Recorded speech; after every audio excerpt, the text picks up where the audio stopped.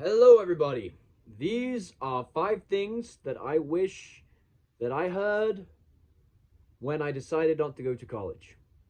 Now, these are things that are within my experience. I am literally talking to who I used to be.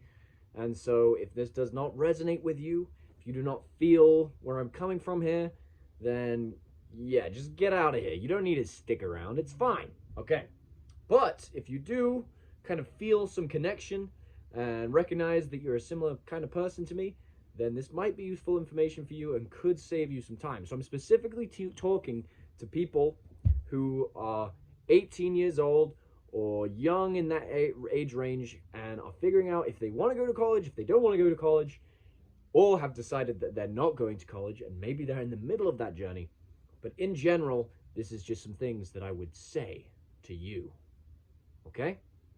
Number 1, get a taste of what you're missing.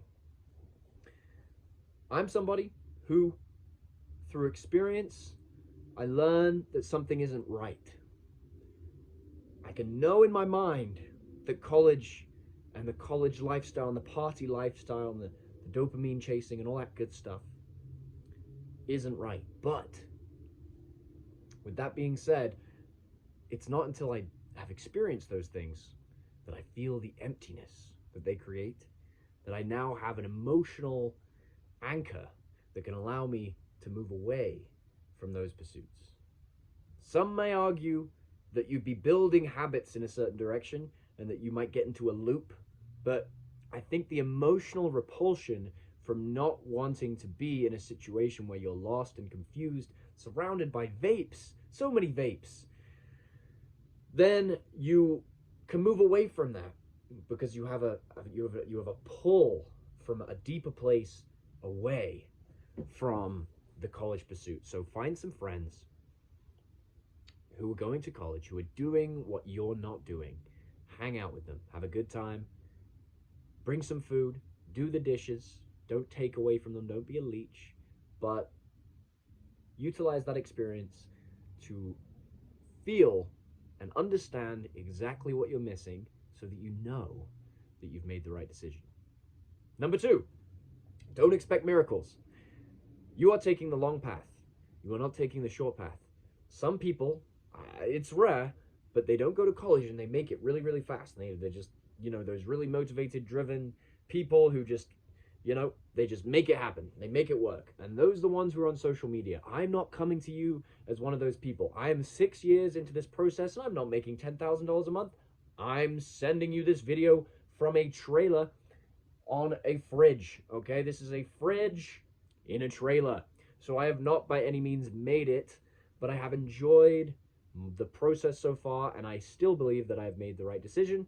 And so as a result of that, I'm coming to you from a realistic place, which is that miracles, your dreams, the strange path that you want to take, the out-of-the-box lifestyle, the big dreams that you have, they take time, okay? They take time, and if you expect miracles, you might give up too early, and that's what I don't want, and that's kind of what I did, which is I gave up a little bit too early. I went to plan B, and then I jumped back on plan A pretty recently, and I was like, well, that was, there was nothing wrong with the direction that I was going. I was doing just fine, but I was just impatient, and I was expecting it to happen overnight. Probably because of the generation that I'm a part of and all the instant gratification that we receive. And fake internet gurus and people who sell things to be a certain way. That life just doesn't go that way. Don't expect miracles. They probably won't happen. They might, but don't expect them. Okay? Cool. Groovy. Number 3, leave the nest.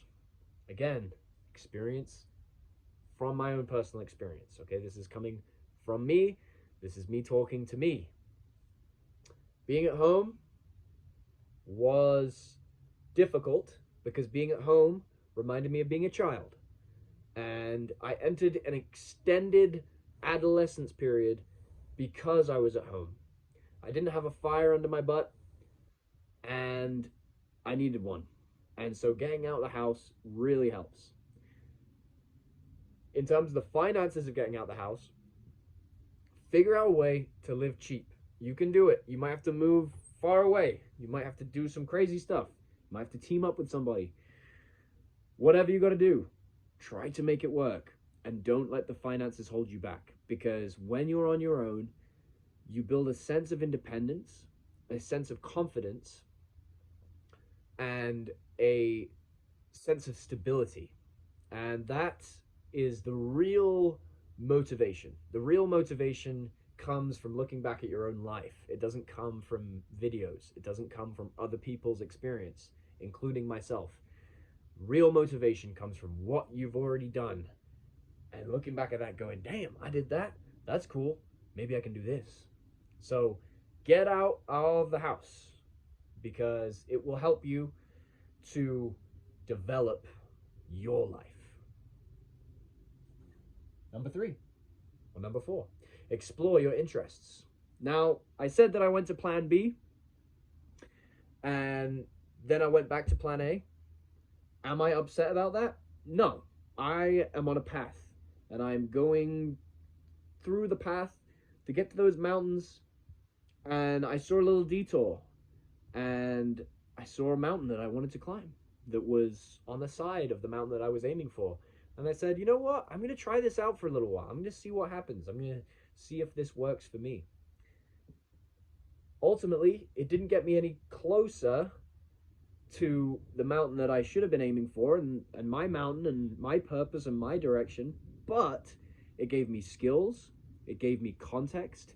It gave me a sense of awareness. It gave me experiences and stories to be able to explore a different avenue of who you are, explore a different facet of your personality so that you can come back to the path that you originally were destined for with new tools, new perspective. And maybe up on that hill I went, look, I've got the high ground here, and I can see that I was on the right direction, but that I was trying to get there too fast. So without exploring that interest, I wouldn't have found the truth of where I was ultimately going. So there's something cool about that, which is that detours and side quests are an ultimate part of living life, and they're a great thing to do. So it's okay to be distracted for a little while. Ultimately, you don't want to be distracted for too long. But if you need to experience distraction, and you need to experience doing lots of different things and then having to tie up all those loose ends to get back to the original plan, then you went through that, you did it, you look back at it, you go, wow, I did that, I had those experiences, and it actually gave you more conviction in your path and in the direction that you want to go and in the ways that you want to move in this life. Last one, think outside the box. Now, thinking outside the box is important because you are taking an unusual path, and so you have to think outside the box. You are already thinking outside the box if you're thinking about not going to college, and it's an option for you. If this is an option for you and you're deciding that I don't want to take that option, then you are taking a unusual path, and that's good. That's good. I'm proud of you. Do it. Keep going. But you cannot expect to live a fancy life early on. Maybe one day you'll get there. You'll get to that fancy stuff. But if you don't care about the fancy stuff, even better. This is going to take some sacrifice. Again, living in a trailer park in Tucson, Arizona. This affords me to be able to pursue the things that I want to keep pursuing. It affords me the ability to be in a relationship and have a job and have the energy to be able to do all of these things together. And without that energy, without taking a job that doesn't suck your energy and doesn't drain your soul, but allows you to maintain a sense of who you are outside of that job, that's another way to think outside the box. So really just kind of play this to your strengths, play and relate to your experience, and notice how things change. How do you respond to this situation? How do you respond to that situation? And find a pathway forward throughout all of this noise and all of these people talking to you and telling you what you should do. Your experience is your guide. Your experience is your guide. Ultimately, if I told this to the person that I was I would have gone and done the exact same thing. So nobody has to tell you what to do. Trust your path. Trust the directions that you're going. Trust the guidance from within that is telling you where to go and what to do. It is correct, but your interpretation of it will deceive you at some points, and you might begin to doubt yourself. You might begin to feel shame. You might take on too many things. Don't rush. Don't put the cart before the horse. Take your time. You got this. I know you got this. And feel into who you are at all times, and remember that and hold on to that. Don't let these thought processes that tell you otherwise, don't let them get in the way.